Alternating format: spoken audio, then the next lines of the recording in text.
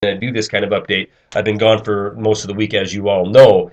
But so please tune in tomorrow night for Karen Tosado. I greatly appreciate her coming on here every Friday and bringing us new and interesting guests. And that Friday program is a tough one because it is a night where a lot of people want to do date night, yet her and Al to show up every single Friday and take care of it. All right, I have the Dougs. I did a quick promo video before the program tonight because I have Doug Newberry and Doug Owen of blacklistednews.com. Both of them are waiting in the wings to come on. I've sent them I've sent Newberry a few articles, what I'd like to cover today. And let me I'm going to do a video later tonight, a commentary video, and it's going to be on a news story that just came out from CNBC, and compare that to reality that we live in. And let me get into this because I talked a little bit about it with Eric Lovely in the first hour. The CNBC story, the CNBC parent company would be General Electric, NBC, bailed out corporation, wouldn't be in existence right now if it wasn't for you, the taxpayer, going further into debt in order to guarantee that they won't fail. Their article that they put out, vis-a-vis the New York Federal Reserve, was market savior. Stocks might be 50% lower without the Fed. It goes on to glorify everything that we in alternative media literally pull our hair out over. Doug Owen and myself have very little left to pull out. But we read these, we wake up every FOMC meeting day realizing that the animal spirit is at play. And what I mean by the animal spirit is the book, The Animal Spirit, how you can control an entire economy with sentiment alone. It isn't about reality. It isn't about creating jobs. It isn't about having a manufacturing base here. It isn't about doing and investing in things that are sustainable and lead to a growing, thriving economic system. It's about sentiment. How can we pump and dump stock in order to make money trading paper? Yet CNBC has no problem issuing this garbage that the New York Federal Reserve issued on their website, saying that if it wasn't for the FOMC meetings and the animal spirit that occurs within 24 hours of these meetings, 8 times a year they have them, that the S&P 500 would be at 600 points rather than the current approximately 1,300 points. So here you have a story outright basically telling you, not basically, directly telling you that there would be no markets, there would be no equity increase, there would be no 13,000 Dow Jones, 1,300 S&P if it wasn't for a central bank putting the nation further into debt with their stimulus programs, with their creating money out of thin air, with their policies that do not benefit you, the American people, who, we've been led to believe for 100 years that the Federal Reserve System has 2 mandates. That's it. 2 things the Federal Reserve has to do. This is what we're sold when people like Mitt Romney, who now want to audit the Federal Reserve because he was able to pull an endorsement out of the Paul camp. Mitt Romney, who 3 months ago when he was interviewed said we have to leave them alone. We have to keep them independent. We have to keep them out of the political fray so they can do their job. Their job that they've mandated that for themselves, and every politician will have you believe, is to control inflation and to control unemployment. This is the Federal Reserve's mandate. This is all they got to do in the whole entire existence of the Federal Reserve System: control inflation and control unemployment. We see in both of these counts they've failed miserably. But we see by this article what they do, and what they do masterfully, is indebt the people of this country and the planet in order to benefit equities. And who does this benefit when they pump up these equities? It certainly isn't most of the people listening to my voice right now. Even if you're a trader, you're trying to figure out how to make heads or tails of what's going to happen next with the Federal Reserve System. So who do they benefit? Well, if we look at the too big to fail institutions that were 40% of the economy prior to 2007 and now are nearly 60% of the economy, if we look at the people writing articles like CNBC glorifying this golden calf of the Federal Reserve System, worshiping this Federal Reserve System, then we understand exactly who benefits from this system. The uber elite, the top echelon, the too big to fail. These institutions that now are not only have dismantled the economy in this country, but they're rapidly dismantling the economy of the world and trying to subjugate the planet under their control. Does that sound tinfoil hat? Does that sound conspiratorial? Does that sound like a far-fetched fantasy by some wacko living in a bunker stocking up on ammunition and peanut butter? You better wake up and realize that this is exactly what's occurring on this planet right now. We have CNBC that should not be in existence, period. Neither should General Electric, the parent company, talking about equities that should not be in existence, should not be traded right now, because these companies wouldn't be in business if it wasn't for the Federal Reserve. And what would we have in their place? A black hole, an abyss? Would everybody be throwing themselves off of cliffs? No, we wouldn't at all. We'd have an economy that after 4.5, 5 years of a bailout phenomenon, instead of having the bailout phenomenon, we'd have an economy that was actually seeing daylight once again, because we would purge this fraudulent debt, we would hold accountable the scoundrels that brought us here, and we'd be looking for integrity in our political and financial system. But instead, we get to live in the year 2012 with 50 million people nearly on food stamps, with millions of people who've been foreclosed on every single year. Not since 2008. Over 1 million people a year since the collapse of 2008, and the hits just keep on coming. You know, we see more foreclosures. We see more debt from $9 trillion in the year 2007 to nearly $16 trillion now, and more coming, guaranteed. Our federal government is spending over $1 trillion a year in deficit to fund this canard, to fund this charade. And every single penny that they spend, regardless if we have it or not, regardless if it's of the $2 trillion they collect through taxes or the $2 trillion of borrowing from around the world, every single penny ends up on our tab, the people of this country and the people of the world.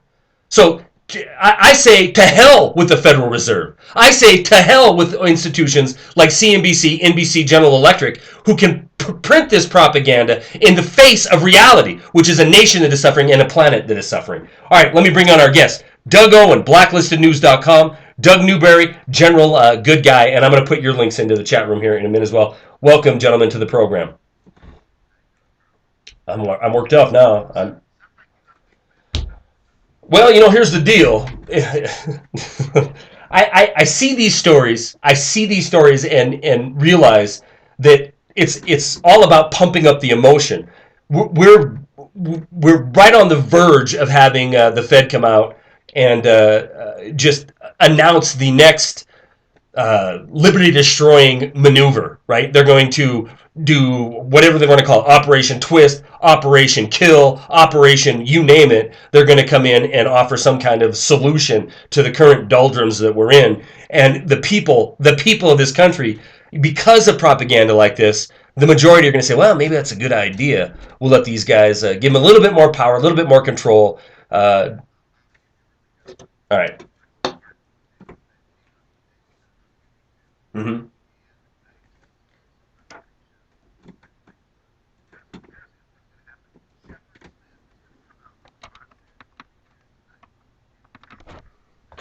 They're going to come in and offer some kind of solution to the current doldrums that we're in.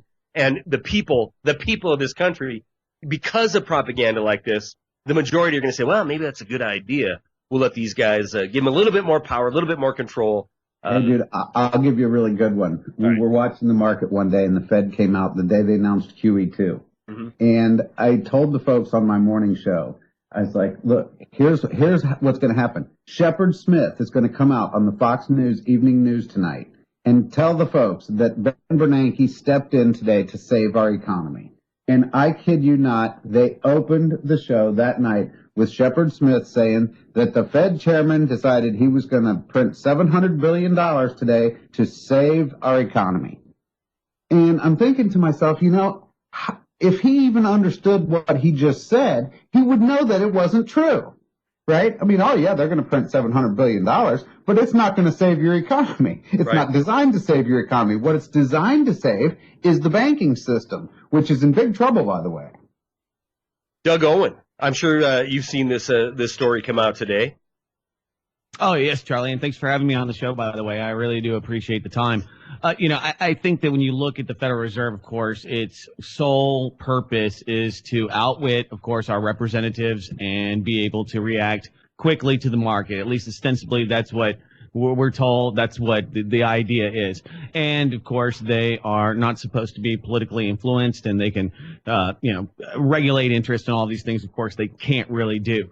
But the interesting thing is that a lot of people give Congress a pass on what's currently happening. I mean, if you look at the deficits that we're running, and of course the servicing fees from the Federal Reserve are egregious. I mean, we can all agree that paying to really print our own money is absolutely silly. It's ludicrous. But so is spending 53% of every tax dollar on war. So there's a lot of issues. A lot of people benefit. You were talking about the elite that do benefit from these pump and dump scams, and that's exactly what the Federal Reserve is doing right now. It's the Congress people, it's our representatives that can benefit and insider trade with no repercussions whatsoever. It's legal for them, and of course, if they know, and they do, who is getting bailed out, who will be getting bailed out, they're able to profit at untold, amounts. Until we actually have some, I think, looking more towards our representatives and saying, well, we can blame the Federal Reserve, and I am completely beyond auditing the Fed. I believe it's antiquated. It's run its course. There's no point in even having it at this point. If anything, I think where we're at, we would have to nationalize it to even try to make some way to rehypothecate this debt and make it valuable. Yeah, no doubt about it. I mean, and some people are going to hear nationalize it, and Doug Newberry, let me kick that to you, because I go so far, and I get called out on this on occasion, as to say not only is the Federal Reserve, does it need to be turned into a utility, because we own it. We own it. This is our future, our money that they're printing out of thin air. We get to be responsible for it. But so too should the list of what we call the too big to fails. These institutions, they should be done away with, but we can't just unwind them by flicking a switch. They should be nationalized first, because we paid for them anyway. Doug Newberry? Well, here's the thing. If what we were trying to do was to salvage our economy and to base it on a system going forward that was free, transparent, fair, and equitable, instead of, usury and shenanigans, then we would do a lot of things. We would nationalize the Fed. We would, at the very minimum, bust up the too big to fail banks. And we would have sovereign currency printed by the Treasury Department, controlled by the Congress, who we have control over, theoretically. And we would require 100% capital requirements for loans. See, here's the scam. Not only is the Fed creating money out of thin air, but 95% of the money is created out of thin air when guys like you and me walk into a bank and we say, hi, my name's Charlie. I'd like to borrow $200,000 to buy this house over here. The bank says, sure, no problem, Charlie. Tell you what, you jump through a big bunch of hoops over here, and if we're feeling good today, we'll do you a favor, and we'll go in the back room, print some money up out of our fake printer back there, and we'll come out here and pretend we're making you a loan. And that's where the money comes from. I mean, the whole entire system. People say, oh, well, there's fraud in banking. No, there's not fraud in banking. Banking is fraud. That's what it is. And so because all the money's fake, you just need to turn it around and turn the money into value. And the only way to do that is to have it owned by the sovereign, which is the people of the United States, instead of a private company of which you can't buy shares, and require banks, if they're going to loan money, that they actually have to have some money first. See, right now they're loaning money they don't even have, and then, there's no limit. Look, if I was allowed to loan people money I don't have, hell, I'd loan it to everybody too. I mean, it's just, Yeah, and of course you're speaking of the fractional reserve system, where you have to literally only have, it's supposed to be 10%, and I've seen reports they get that number down to, less than 1%. Of actual capital sitting there. And this isn't, there's certainly a difference when we talk banks between here's the thing. Mm-hmm. This system was designed from the very beginning to enslave and imprison the people of the world, and I must say it's working perfectly. I agree with that 100%. In fact, the last time you were on, you said if these power elite were smart, they would just say, okay, well, we're going to pull the plug on everything, and we're going to, it's going to be global jubilee, and they'll have another 100-year reign. But that isn't going to happen. But if they don't do that, then the system will collapse on itself because, I don't know, fiat currencies have only collapsed 100% of the time throughout history of the world, and this one will as well. But if they want to remain to be the power elites, they should just go around and in some systemic way relieve everyone of all this debt. The economies could start booming again, the nations. I'm telling you, all this talk you hear of revolution and Tea Partiers in the streets and occupiers and what have you, they're all out there pounding the table. Why? Because the system's screwed up. Now, most of them don't understand how it's screwed up, why it's screwed up, or who screwed it up, but they just know that it's screwed up. Here's the thing. If you were to just go across the board with some big honking jet jubilee, countries, states, corporations, individuals, the whole shebang, right? Dude, nobody's talking revolution. I'm telling you, you won't see a protester in the street unless you start another stupid war. Because people, once they have money in their pockets, cable TV's on, beer in the fridge, they're all good. There will be no more talk of revolution. Yeah, well, that would be assuming, and I'm going to bring Doug Owen into this, that would be assuming now that there isn't an agenda that is coming out of collapse. I truly, wholeheartedly believe that we're not, these debt loads, these sovereign debt loads that have doubled, tripled, quadrupled in 4.5, 5 years around this planet. This isn't by accident. I mean, of course this is a part of the game plan. And at the end of it, you have to have the Uber crisis, the crisis of reality that I refer to. And when this occurs, as fiat currencies have collapsed, as you just pointed out time and time again, they will be standing there with a solution, but it won't be a central banking solution by nation. It'll be the entire planet. Absolutely. Dude, that is the end game right there. And then they'll say, well, too bad, and here's how they're going to sell it to you. Well, what we've decided to do is have the International Monetary Fund absorb the nation's debts from all the sovereign nations, and we're going to issue a new global currency that's going to be backed by gold and blah, blah, blah, and they're going to sell you down some big happy horse shit river, and everybody's going to say, yay, we're saved. But dude, I'm telling you, it's right then when the people are just watching it happen. They'll watch it happen before their very eyes. We are going to be global government by the big mega banks, and that will be it. The rest of us will be serfs. Doug Owen, you share that very optimistic outlook? Well, I think I'm more of an optimist here. I'll play contrarian just to make it interesting since we have a three-way panel here. When you look at what's happening now, okay, the dollar itself is being used as a weapon. James Rickards and many other economists far smarter than me, I've given this analogy to Charlie before, Doug.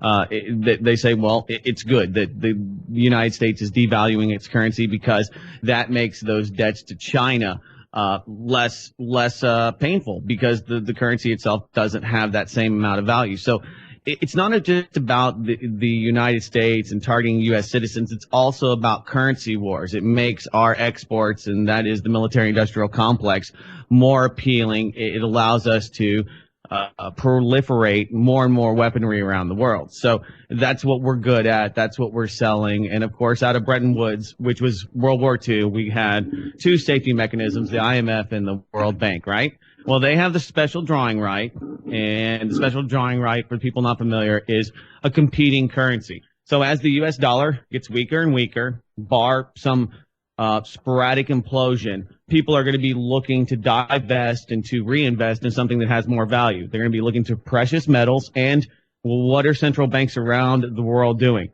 Taking delivery of precious metals. So I think right now what we are going to transition into, and I think it's going to be a transition. I think that they want a nice soft lunch into the transhumanist society, and I don't think they want the martial law scenario. And what they'll do is they'll say, well, we'll reinvest this gold and we'll put that against the current bonds. We'll hold off paying those bondholders, and don't worry, you'll get free credits at Chuck E. Cheese and other benefits for just being patient. We're going to pay off everybody, slowly devalue it, and the people that have money will have to transfer it. And it's going to be backed by gold, or ostensibly, allegedly backed by gold. It'll probably be a controlled digital currency. It'll be a farce. So, I mean, yeah. Oh, absolutely. It's going to be another fractional reserve scam with all these other, I mean, but this is the thing, though. I mean, this is something to keep in perspective.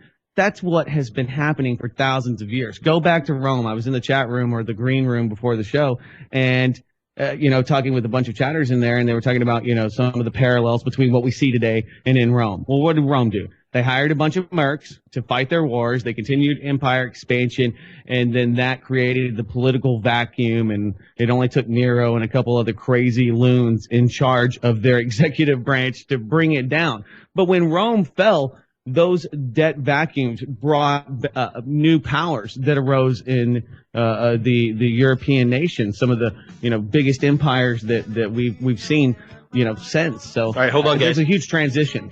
Yep, Doug's. Hold on a sec. When we get back on the break, I want to get into this gold-backed new global currency that's coming, because it's going to sound wonderful, but we're going to break down a little bit on how this won't be anything different, as Doug interjected. I can say that, and I can't be wrong. Doug interjected that isn't going to be a good thing, and we're going to break that down to show you exactly how a central bank-controlled gold-based currency is no different than the garbage that we have right now. We'll be back. Doug Owen of blacklistednews.com, and we have Doug Newberry of multiple different sites. I've already dumped him into the chat room. And I think the one that you like us to talk about most is investingsystems.com. If that's not correct, then you can correct me here in a second. We were speaking before the break about where we're headed, and Doug Owen thinks it's going to be a soft landing, peaceful transition into this new global financial system. No, I think there's going to be a war. I don't think it might be peaceful here, or at least somewhat, but less chaos than maybe other people. But no, I believe that the war is the end solution to bring about a new Bretton Woods system. Well, okay, and I agree with that. It's not going to happen. Let's face it. Somebody show me anything that has happened in the last. We don't have to go back to the Civil War or anything like that. We don't have to go back to the Federal Reserve creation in 1913 or 71, the gold standard. Somebody show me anything that has occurred in the last 5 years that didn't happen, something that truly affects your future, your financial future, or your nation's future, that didn't happen on the heels of crisis. And we know that this is the modus operandi. It is governed by crisis, and we're going to implement a new global system on the back of crisis. My thought is it's going to be a sovereign debt crisis, and for all the world, it looks like that's going to roll out of Europe. Who knows? It could be a sovereign debt crisis of the United States in a year or two down the road. My point is, we end up at the same, regardless if we get there in a soft and fuzzy way or in a bloodbath, we end up at the same point in time, which is a global central banking governance. And even when I say that, sitting here, because my whole entire adult life, I've been in business, right? And I've been what for a lot of that time would be considered a red state Republican. And I'm sitting here now in July of 2012 talking about global government. It blows my mind when I hear myself on rebroadcast sometimes, but it isn't because I suddenly swallowed the conspiratorial pill. It's because I opened my eyes and I woke up and realized that when Jean-Claude Trichet, former head of the ECB, comes out time and time again while he's the head of the ECB, and even before these G-whatever meetings, talking about the need for global financial governance, and then watching how the crises unfold to get us just exactly to that point, it isn't conspiratorial tinfoil hat stuff. It's happening, man. It's happening right now. So, but my point is this. When they offer us this solution, I think you're both right. It's going to be some form of new currency, and the whole entire planet is going to be sick of the free-floating, trust in the government, full faith and credit currency that we have right now. So they're gonna tie it to something. There'll be a basket of fiat along with gold, maybe silver, maybe oil, whatever the case may be. And it's irrelevant. It could be toilet paper. It doesn't matter if it's still issued and controlled by a private central bank. Gold is no better if it's a central bank controlled currency than a dollar bill that we have in our wallet right now. Now I want to kick that to Doug Newberry to get your opinion on that. I mean, are we better off with a central bank controlling a gold-backed currency than we are a central bank controlling a completely free-floating full faith and credit of the U.S. government currency? There's absolutely no difference, except for one will appear as the solution to the other.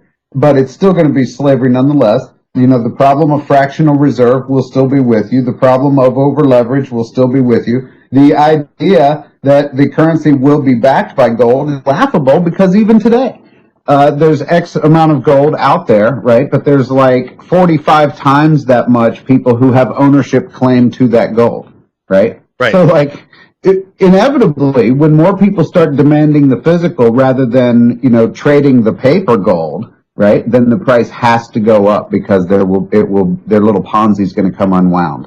And so, you know, it's going to be interesting. Now, you're right, we could get there via the Mad Max bloodbath type scenario, or we could get there, you know, in the whimpering, beaten dog scenario, right, where the UN and the IMF will come in and save all the countries, right, as we're all, you know, gasping our last breath of a dying sovereign currency. But that's not the solution. The solution is to really have an actual sovereign currency, you know, put out by the government, backed by the taxpayers. See, that's why the government can print money, because they can tax the people. That's the source of the wealth. And look, here's the thing. Think about this for a second. Back in 1913, we decided to go with a system where we were creating money out of debt, okay?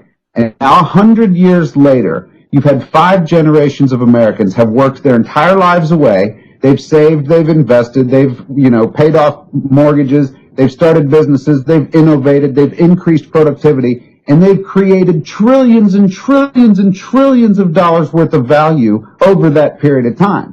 But because our money is represented by debt, what we have is a huge debt. 15 trillion, you know, just our own national debt. They say it's 60 trillion globally if you add everybody together. 113 trillion in unfunded liabilities of Social Security and that. So look at that. Imagine that big chart of all this debt that's been created. That's the wealth. That's the wealth that was created from those 5 generations of people busting their hump until they died, right? Mm-hmm. And now it's all been systematically transferred to the banks. That's where all the wealth is. And so if we had created money from value back in 1913, that chart would still look the same, only that chart would be wealth and not debt. And there would be plenty of money for education. There would be plenty of money for health care. There would be plenty of money for taking care of people's relatives. There'd be plenty of money to pay off mortgages. All that money was created, but we made our money out of debt. It was completely, totally upside down, and 100% predictable, I might add, that we would end up where we are today. You know, with everybody losing their homes, businesses closing, no jobs. It's 100% predictable. Mm-hmm. No doubt about it. And before anybody freaks out and sends or puts comments on, if they're listening on YouTube, or sends me emails, when Doug Newberry's talking about the government issuing money, you know, when I've talked on this topic before, I'll get a lot of people saying, I want the government out of my money. Well, no, you don't. You don't, because you see, that is our system. That is what we're supposed to have in this republic, is representatives. Us, we the people, are the government, and we have the power and the ability to create the money and determine the value of it. But it doesn't matter if it's a copper ingot or if it's if it's wampum. If we the people determine through our real representative government that it has value, then it has value. We can't give this power. We can't get as soon as what we have now is the government completely out of the money issuance process. They don't determine the value of the money. They just do what their banker elite, private bankers, tell them to do, and then the banks issue the money. And Doug Newberry's exactly right. We're sitting here at 119 trillion, $695 billion in unfunded liabilities. And this is real wealth that is being usurped from the people of this country and the planet and given into the hands of very few. And it's used like a battering ram now. You know, it was all soft and fuzzy when this thing was created. It's gonna stabilize unemployment. It's gonna stabilize inflation. Well, inflation is up 100% since 1913. The value of the U.S. dollar has fallen 99% since 1913. Unemployment, we would have zero unemployment in this country if we didn't have a Federal Reserve System, in my humble opinion. Doug Owen, let me get you. I'll give you something to think about, and it was Don Harold that gave me this thought. Why is it that in a society as advanced as ours today, with all the automation and everything that we have, I mean, good Lord, you can walk around with a personal computer in the palm of your hand that has more power than they used to fly to the moon, and I'm using my air quotes now. Okay. But I'm serious. All right, so here's the thing. Think of all the innovation. Think of the productivity increases. Think of all this stuff. Why is it that we still measure the productivity of our society because 100% of the people are working? I would think you would measure the productivity of your society because you only need 25% of them working. I mean, where did all the wealth that's been created over the last 100 years go? It's gone. Nobody's got it. The corporations don't have it. The unions don't have it. The state governments don't have it. The cities and the counties are going belly up even as we speak. The federal governments all over the world are broke. Where is all the wealth that has been created over the last 100 years? It all blew away with September 11th, 2001. It all just flowed away. Don Rumsfeld lost trillions of dollars. I mean, I agree with Doug completely here. One of the big problems is, of course, usury and paying debt services. And I said that at the beginning of the show. Another huge issue, and I think it's probably the biggest one, is that most of the money has been reinvested in empire. And that empire is crumbling, but that's where the money goes. You look at the budget.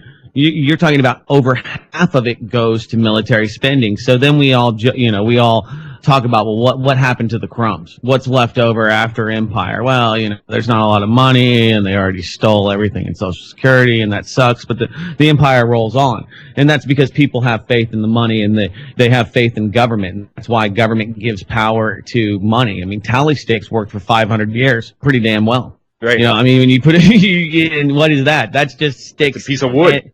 And the force of government. So as long as there is government and there's force, there's going to be some kind of currency system. And that's fine. I mean, government can create all the debt it wants. The big problem is when they take that private bet, that private loss, and they turn that into a public obligation. That's my problem. I don't care if people lose money. You shouldn't have put all your money into some commercial property in California. I'm sorry you got suckered in. We have to let people lose. Big corporations, small corporations, people, we have to let them fail. Otherwise, you just have this model of failure and you create more and more worthless, failing people.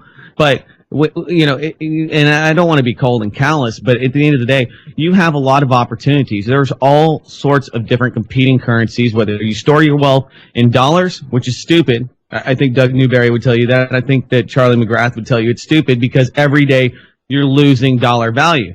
But you can store wealth in things like gold. You still have that ability today. You can store it in cigarettes, toilet paper, and marijuana, and every one of those will probably be valuable to somebody at some point in time. That's a storage of wealth. But I think that what we valuable than gold. Well, it just depends on what day of the week and who you're talking to and what they want. I mean, people can chew on gold all day long, but sometimes a couple nips of whiskey's gonna get you farther. Sure. So, but when you look at those kind of things, I mean, this is actually something that James Corbett told me, and it was a profound discussion. He wrote this article, and he was talking about the three differences between, having a currency to trade. You and I want to do business, Charlie. I want to buy your chicken. You want to buy something from me. We trade in some kind of, wampum. That's fine. Government does a good job at regulating wampum. But we have a rogue government that's creating empire at our behest, and, that's bankrupting us right there in and of itself, not to mention, insane healthcare initiatives and, thought policing, all of those things, paranoid government. Without a doubt. But, and I don't know how I'm going to interject this question to you guys. I did pull one out of the chat, so I'm just going to do it. Because we have about 7 minutes left. We're sitting here talking about, these institutions, these private institutions that are issuing money, and there is no repercussion for anything that's going on. I mean, we could sit here. Well, that's a political thing, though. I mean, we don't have, Jamie Dimon. He goes to Congress. What happens? They grovel at him. Yeah. They kiss his boots. So who's that? You can blame Goldman Sachs all day long. You can blame Citigroup. You can blame, the LIBOR scandalers. But until government, the actual people that should be holding them accountable, they are our elected representatives. Unless they do something, then why wouldn't you scam them? That's the way they feel about that they're economic terrorists. They have the pole position, and they tell our elected representatives what's going to happen. They dictate policy. That's the big problem. I mean, because, we're forced to invest in these private corporations. Why? Because the power of the IRS and the power of the federal government makes us invest in those corporations, those private corporations. And when they lose, we have to pay those debt obligations, or they force us to. So it's not a two-way street. You know, you could do a better job just creating your own money in your own neighborhood, but you aren't allowed to compete, and that's because of our political system. So I'm not saying that I think the Federal Reserve is abhorrent, but I also think that it's a collusion. It is a conspiracy between the policy makers and the regulators, and of course the central banks that hold this debt and issue, liquid debt to or buy it from our government. So, Doug Newberry, collusion, or is it more? I don't even see it as collusion at this point. I see we have a banking elite, a banking cabal, right? These private banks that make up the ownership. Again, somebody said it. One of the Dougs said it earlier in the program that you cannot buy shares into. You cannot be part of this clan of elite. These private banks that own the Federal Reserve System, they are not colluding with government. They are not, cutting deals. They're dictating what happens in this country. Period. Well, here's the thing, right? The hand with the money is always over the hand that borrows, right? The hand of the lender is over the hand of the borrower. Now, figure you're a politician, right? How many of our presidential elections are being, dominated by financial interests and corporate interests? And when you're talking about publicly traded Fortune 500 companies, right? Who owns them? The banks, the financial houses, the mutual fund guys. These are the guys who own the bulk of the shares of all these corporations, right? And so they're controlling the politicians, no question about it. They literally write the legislation. The politicians vote on it. But Doug is right too. Ultimately, our problem is political, because if we had, there was a squawk on the street question the other day on CNBC, and they said, if you could give America a present for its birthday, what would it be? And I wanted to send them 535 fearless leaders, because the people they have up there right now have absolutely no brains, and they have no guts, and their heads are so far up their pazoos that they don't even know what the problem is. Look, I've watched umpteen presidential debates, and you can't even get these guys to talk about issues that are important. It's all gay marriage and, war on women and a bunch of crap. Yeah, again, that's what your nation degenerates to when it goes from a republic to a democracy, is we can talk about pop culture issues, and we can debate gay marriage, and we can talk about meaningless drivel, right? This is the things that we get a vote on, and these are the things with a corporately owned media system controlling the vast majority of the news. This is what the public is fed. But in this democracy, we get a vote on the minuscule issues that are meant to generate hostility amongst each other, to divide and conquer. In this democracy, the real decisions that are being made are, and you're right, Doug, 535 members of Congress, but we don't need that many. We need to oust the ones who have dictatorial powers, the ones who have been there longer than the people like Assad, or like the people such as Gaddafi that we help execute. These people that decide what legislation will be voted on, what legislation will go to the floor. These are the ones that. Here's the part of that scam that needs unwound, is that the guys who are in charge have seniority, right? Right. So you've got idiots like Mitch McConnell and Harry Reid being the Senate leaders. I mean, please. I'd be hard-pressed to find two more corrupt people up there, right? And those are the guys who are going to be in charge, whether it doesn't matter if the left wins or the right wins. One of those idiots is in charge of the Senate. It's almost beyond repair, and so I like to say, be prepared for anything. I'd like to say, an executive order like 1110 could easily create competition in the monetary markets. That's what JFK did, and that is probably, you can ask Jim Mars, he's on the Rents Radio Network. He is one of your label mates there, Mr. McGrath. All about Executive 11110 and what that might have entailed for Mr. JFK. But so the power is within the presidency. Go ahead. We have about a minute and a half left. Give us a quick synopsis. This is the real money executive order. Go ahead. Yeah, well, it was issued by John F. Kennedy on June 4th, 1963. The executive order delegated the Secretary of the Treasury to create the silver certificates, those notes that competed alongside the Federal Reserve, and you can still find them today. They're highly collectible. My father has several of them, and we had a bunch of them. I mean, you can still find them out there, but that's real hard money that was backed by silver. And that was definitely a huge challenge to the central banks. And of course, most of your listeners are probably familiar with the grand speech where he talked about secrecy in banking and how they were bringing about a secret cabal and global governance basically through private meetings. He said some of the same things that Carroll Quigley. Oddly enough, Bill Clinton brought his great work back to life, but he had lamented about as well. So, yeah, Executive 11110. That's 4 1s and a 0. You can look it up. It's on Wikipedia. It was a huge challenge to the central banks, which the big blow to the bankers, and I think was the primary reason, among other reasons, I'm sure, for his ultimate demise. Yeah, no doubt about it. Well, it worked out real well for Abe Lincoln, too. Yeah, well. With the greenbacks. Sure. All right, guys, we have about 45 seconds left. Doug Ohm, when can I hear your program and where can I hear it? And what's your website? 5 to 7 p.m. Central Standard Time. You can go to my website, blacklistednews.com or oraclebroadcasting.com, which Charlie McGrath and the famous Jeff Rentz are both on each and every weekday from now for the foreseeable future.